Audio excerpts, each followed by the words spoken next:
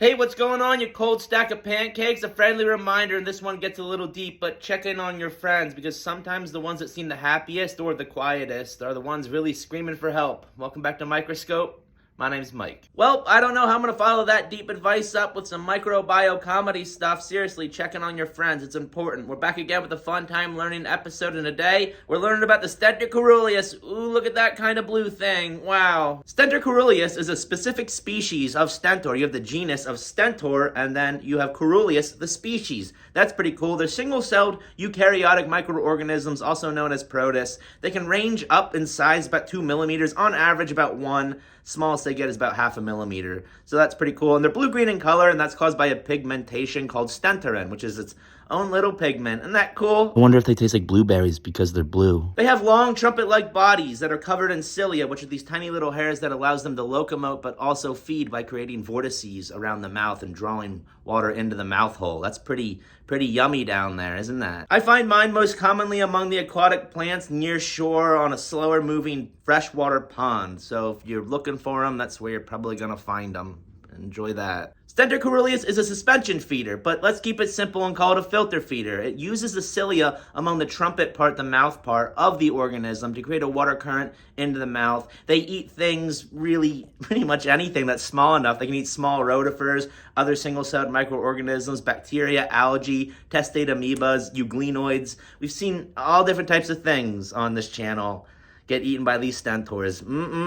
Stentor coeruleus, like many other microorganisms, uses food vacuoles for digestion, which are tiny little bubbles or membranes that form around food bits, and the Stentor coeruleus will actually secrete digestive enzymes into that food vacuole. Once the food is thoroughly digested, it will break open, rupture, and then be distributed by the cytoskeleton and diffusion in the cytoplasm. Fun science words, I love them. The lifespan of the Stentor coeruleus is actually pretty long for single-celled microorganisms, 2 to 3 weeks up to several months, and that's pretty impressive if you ask me. And they reproduce using a process called binary fission, in which one cell splits into 2 identical daughter cells, maybe a little bit smaller, and they can also undergo conjugation, where they kind of mesh up with each other and exchange genetic material, maybe make a mutation or 2. It's all the same with all these protists. They love to use binary fission and conjugation.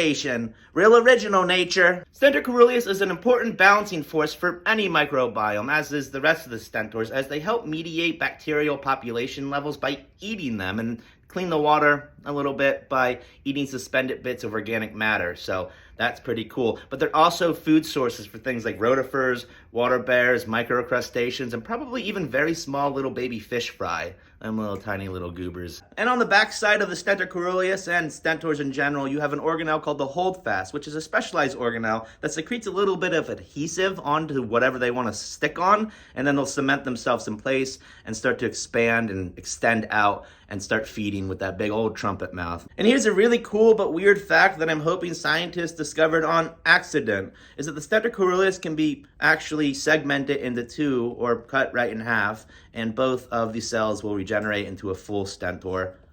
Make that make sense. Thanks for finding that out. It was discovered in 1833 by a dude named Christian Gottfried Ehrenberg. Thanks, my homie of the microscopy. That didn't work, but I had fun. And as always, thanks for watching. I'll see you next time. And I love you because you're stinky. Bye.